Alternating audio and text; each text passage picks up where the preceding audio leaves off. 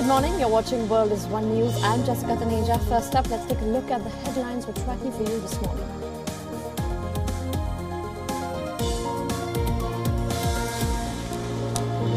Amid calls for restraint, China provokes again. Another instance of intrusion reported in Ladakh. Indian soldiers thwart this attempt.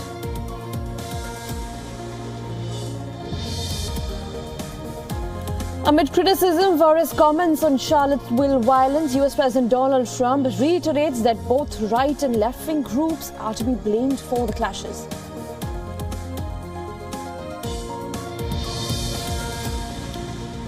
Despite repeated threats from North Korea, United States says it is ready for talks and dialogue with North Korean leadership.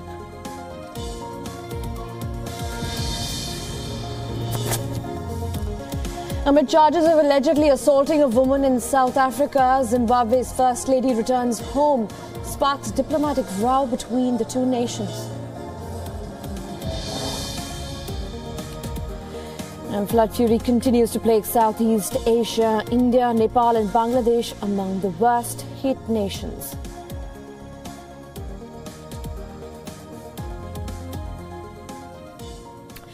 Now, as the standoff between India and China continues in Sikkim, an intrusion attempt by the Chinese army has been foiled in Ladakh. Now, according to news agency PTI, the People's Liberation Army tried to enter twice into the Indian territory along the banks of Pangong Lake in Ladakh, but were thwarted in their attempts. There was also stone pelting that caused minor injuries to people on both sides. According to reports, the People's Liberation Army tried to enter Indian territory twice between 6 a.m. and 9 a.m. on the 15th of August. Indian soldiers then blocked their paths and formed a human chain. PLA soldiers began hurling stones, prompting a swift retaliation by the Indian border guards. The situation was brought under control after the customary banner drill, under which both sides hold banners before stepping back to their respective positions. The Indian Army has not officially commented on the incident yet, which comes amid a continued standoff between the armies at Doklam for close to 2 months now. In what is being seen as a failure to outrightly criticize racism, US President Donald Trump has once again blamed both sides for the violent clashes in Charlottesville in Virginia over the weekend. Trump took nearly 3 days to make the statement on Virginia clashes, during which one protester was killed and many others injured. Earlier, he had defended the time he took to make the statement, saying he wanted to establish all the facts. Now Trump is facing criticism from both sides within his Republican Party as well as the Democrats for saying that many sides bore blame for the violence that erupted in Charlottesville on August 12th. Participants of the white nationalist rally and counter-protesters had clashed over the weekend in Charlottesville in Virginia. A white nationalist had rammed a car into a group of counter-protesters. I think there's blame on both sides. You look at both sides. I think there's blame on both sides, and I have no doubt about it, and you don't have any doubt about it either. And if you reported it accurately, you would say. Trump also took a jibe on the business leaders who quit the Presidential Advisory Panel in protest over his response to this incident. Meanwhile, Richard Trumka, the president of the main U.S. labor union, resigned from Trump's Council on Manufacturing. In fact, on Tuesday, he said that U.S. President's response to violence when it came to the white supremacists in Charlottesville meant he tolerated bigotry and domestic terrorism. We want products made in the country. Now, I have to tell you, some of the folks that will leave, they're leaving out of embarrassment because they make their products outside. And I've been lecturing them, including the gentleman that you're referring to, about you have to bring it back to this country.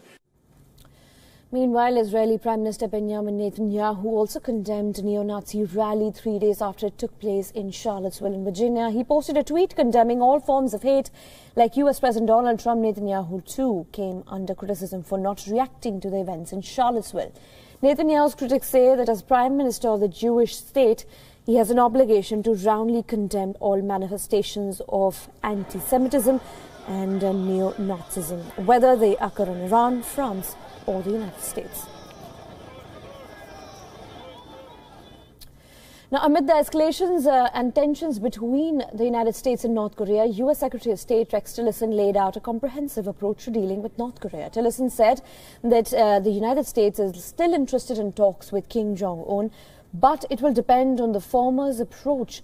And Tillerson said that he would begin dialogue with Pyongyang, but he said Kim needs to abandon his nuclear program.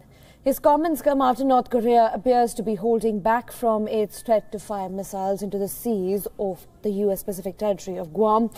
Now, North Korean state media said that Kim Jong-un received the plans from his military leadership, but he will wait, in fact, to see how the United States acts before deciding on launching those missiles.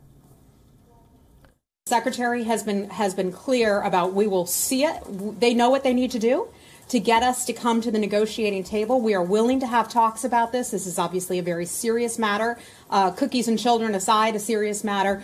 They know what they need to do, and Secretary has said we're not going to negotiate our way back to the negotiating table. Kim Jong-un, we would like to have talks with him when the time is right, when they show that they are serious about an effort to move toward denuclearization. We have not seen that yet. However, shortly after Pyongyang pulled back from firing missiles in Guam, U.S. Defense Secretary James Mattis said that U.S. is ready to defend itself. To be effective in our defense of these values, we recognize certain obligations, such as the NATO treaty. And a reminder again to the Americans, this was the first peacetime military alliance ever signed by the United States in its history. Today, your country's respectful and honorable engagement with the international community stands as such a stark example to everyone around the world, and certainly in stark contrast to that of North Korea or Russia at this point in time. Meanwhile, South Korean president said that any military action against North by the U.S. cannot be taken without South Korea's consent. He also called to address the issue peacefully. Now, China, being North Korea's closest ally, too, said that U.S. and North Korea should put bricks on, in fact, escalating this issue. And Beijing also said that both the United States and South Korea should halt military exercises, which North Korea sees as provocative and as a way to simmer things down. 各方都应该保持克制、果断的决策，做出对本国人民和地区和平稳定负责任的正确的决断，采取有助于缓解紧张局势、和平解决半岛核问题的正确的行动。那么，我还想指出，半岛的南北双方通过对话改善彼此的关系，推动和解。 Meanwhile, Guam government says that they are happy to see that North Korea has held off his plans, in fact, its plans to strike U.S. territory. Photographs, they tell 1,000 words, right? So we'll leave it to Kim Jong-un to explain any actions that he takes. But we're happy that the rhetoric is starting to calm down, perhaps, from Kim Jong-un and not at least pursuing at the moment his threats to fire missiles at Guam. Nobody wants any confrontation beyond the peace that we enjoy today on this resort destination. Meanwhile, it seems there's another twist to North Korean missile program. According to a New York Times article, North Korea might have purchased rocket engines from a Ukrainian factory. Ukraine, however, denied any such reports that it had ever supplied defense technology to North Korea. The acting chairman of Ukraine's space agency, in fact, also said that Russia and China posed the rockets and similar rockets and engines. He had also said that it had not produced any military-grade ballistic missile since independence from the Soviet Union back in 1991. He hinted that Russia might be involved in Pyongyang's missile developing program, as both countries enjoy friendly relations. Для того, чтобы эти двигатели и ракету соответствующим образом использовать, необходимо иметь доступ до технологий производства ракетного топлива. Потому что, я говорю, все основания у России, учитывая ее дружеское отношение с Кореей, могли быть. Поставить туда ракеты, поставить туда двигатели, получить и поставить компоненты топлива. The Iranian president warned that Iran was ready to walk out of the nuclear deal, which saw the lifting of most international sanctions in return for the curbs on its nuclear program if Washington persisted. Here's a report on the latest and a look at the events that led up to the present situation. The Iran deal, which may be the single worst deal I've ever seen drawn by anybody, if that deal doesn't conform to what it's supposed to conform to, there's going to be big, big problems for them. That I can tell you. You're going to see that. Those who want to tear up the nuclear deal should know that they will be ripping up their own political life.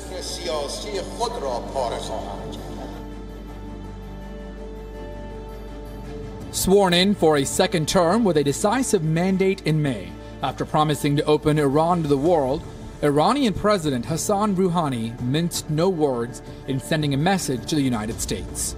Now, Iran's president has issued a direct threat to the West. Iran would certainly return in a short time, not in a week or a month, but within hours, to conditions more advanced than before the start of negotiations. President Rouhani warned Iran could restart its nuclear program if the U.S. imposes fresh sanctions on its country.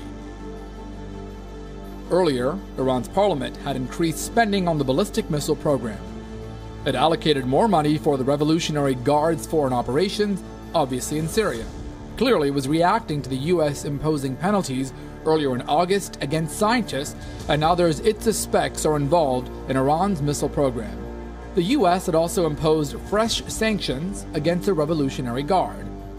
The U.S. imposed unilateral sanctions after saying Iran's ballistic missile tests violated a UN resolution which endorsed a nuclear deal and called upon Tehran not to undertake activities related to ballistic missiles capable of delivering nuclear weapons, including launches using such technology. Tehran not to undertake activities related to ballistic missiles capable of delivering nuclear weapons, including launches using such technology. Iran denies its missile development breaches the resolution, saying its missiles are not designed to carry nuclear weapons.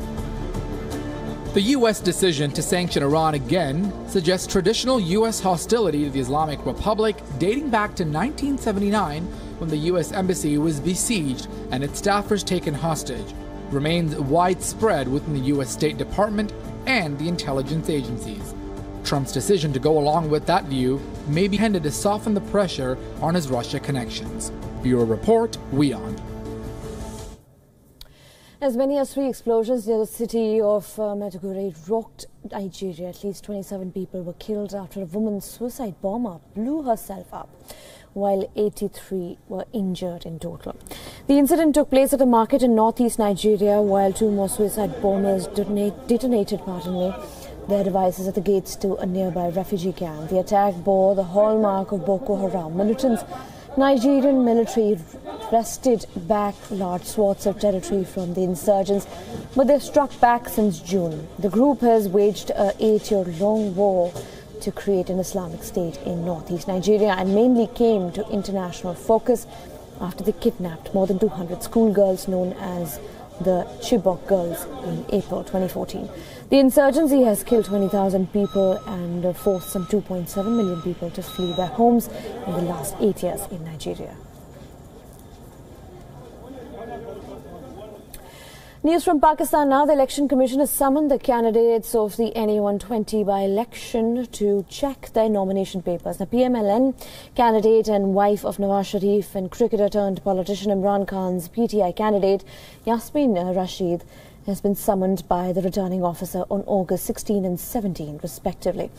Now, Pakistan Awami Tehreek-e-Ishtaq Chaudhry also filed the objections with the returning officer, claiming that though Nawaz disclosed foreign work contract in the nomination papers, but she failed to disclose the salary received through the contract. And the by-election is a result of the seat which fell vacant following the disqualification of Nawaz Sharif as the Prime Minister by the Pakistan Supreme Court on July 28 in the Panama Papers case. As many as 65 candidates have submitted their nomination papers for the NA120 seat, but the by-polls will be held on September 17th. In Bengali, Hilsa in the other languages, regions, in fact, whatever you call it, the variety of herring is the king of Bengali cuisine. Bangladesh is getting a patent on the fish.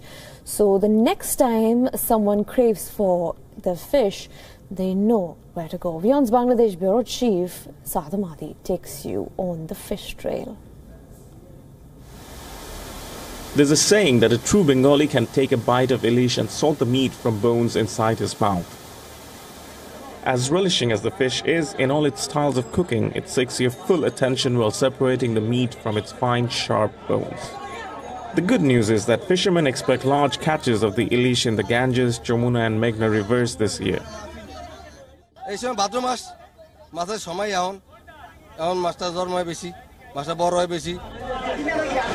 Most buyers will end up paying a high price for the fish given the high demand for the badshah of the Bengali table. The Bangladesh government had imposed a ban on the export of ilish in 2015, but with ilish being patented as a fish of Bangladeshi origin and catches of ilish growing since last year, authorities in Dhaka are considering resuming its export. There have been a growing demand from Bengali community and also other communities in the region. They love Hilsa, and also the neighboring country like India.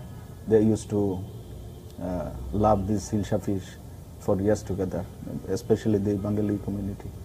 So we are expecting that a new window for exportation will be opened. Not only that, as we have got the geographical indication in favor of Bangladesh, now this is our own property.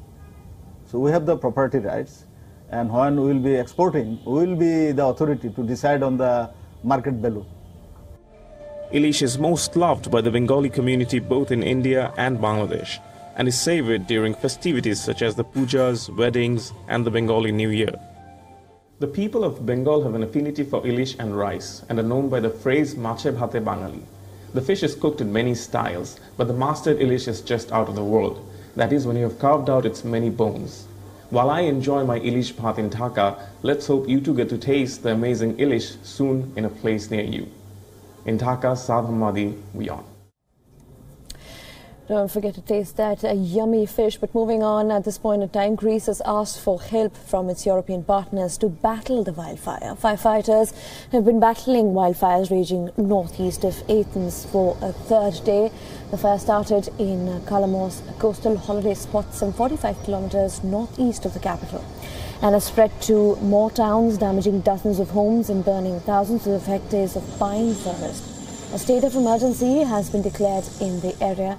3 firefighting planes and 6 water-throwing helicopters operated through the day, assisting 210 firefighters and about 100 military personnel battling the blaze on the ground near the town of Kambadridi. Firefighters have also been battling a huge wildfire near Athens for several days, which has scorched thousands of hectares of lands. Authorities declared an emergency after flames raged for 4 days on the island.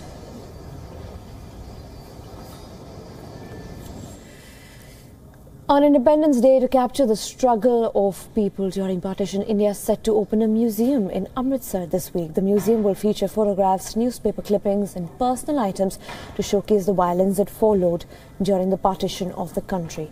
Tickets have been priced at 10 rupees for Indians and 150 for foreign nationals. The Punjab government donated the space for the museum at the Town Hall building in Amritsar.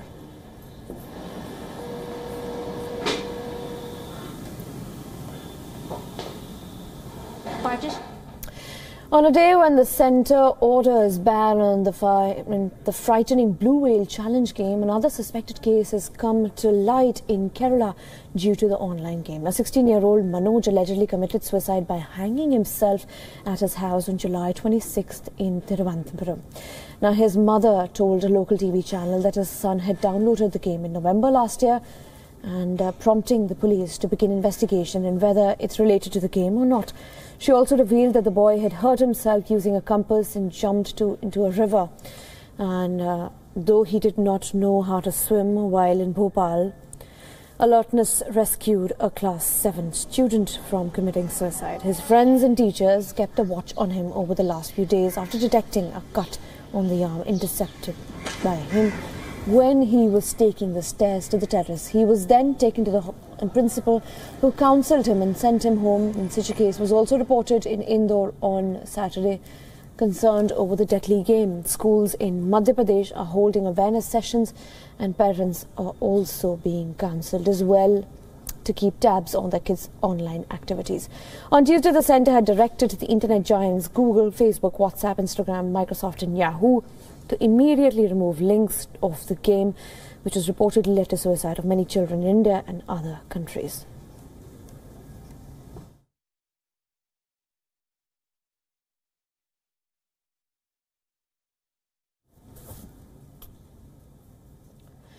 Meanwhile, the death toll in Nepal floods reached 120, with 35 people still unaccounted for and over 6 million affected. Most of the displaced were living in temporary shelters for the past 3 days and were yet to receive relief supplies in the flood-hit interior areas. Heavy rainfall and floods had destroyed more than 2,800 houses. Authorities recovered 7 bodies from the no-man's land near the flood-hit Biratnagar border, in fact, with India today. And the death toll has hit 120. Heavy rainfall has lashed Nepal for the past 5 days now. As Nepal floods have also affected some districts of Bihar, the death toll in Bihar flood has also risen to 56, as 69.81 lakh people have been hit by inundation in 13 districts of the state. The number of affected districts went up to 13, with the Muzaffarpur being the latest addition. Fury of natural calamity have laid its roots in Bangladesh too. Lashing floods and triggered by incessant rains have left at least 27 people dead. Nearly 6 lakhs are marooned in nearly 24 districts in Bangladesh.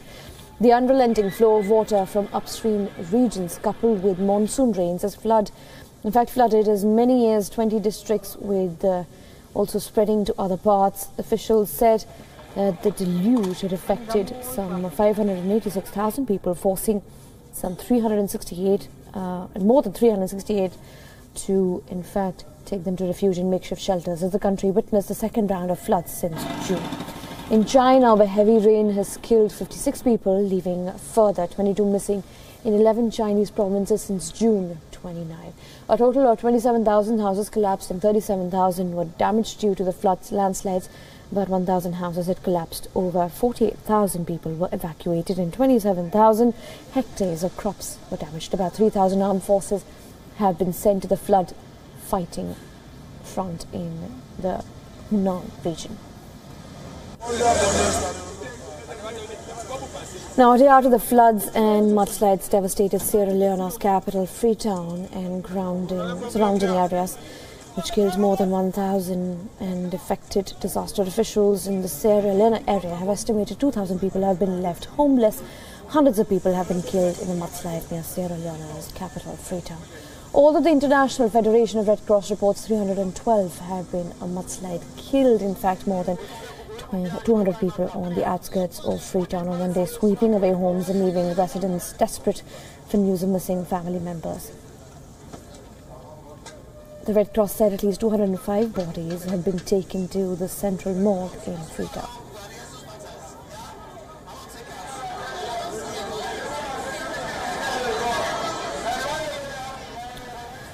Let's take a look at some of the updates from the world of sports. Now, former women's world number 1 Maria Sharapova has been granted a wild card into the main draw of the US Open. Sharapova returned from a 15-month doping ban earlier this year, had her preparations for the competition disrupted due to an arm injury during the Washington Open, and she subsequently withdrew from the Rogers Cup at the ongoing Cincinnati Open as a precautionary measure.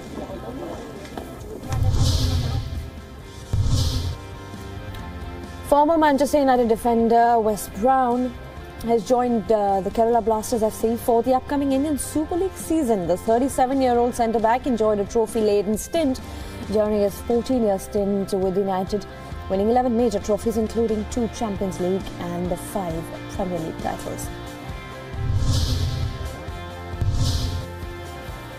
Former Olympic champion and four-time world cycling champion Stephen Woolridge has died a week short of his 40th birthday. The Australian cycling star won the team pursuit gold at 2004 Athens Olympic and won 4 successive world titles from 2002 to 2006. Woolridge is survived by a son and daughter. That's all we have for you in this edition, but fresh trouble for Zimbabwe's First Lady. Find out more on the other side of this break. Stay tuned.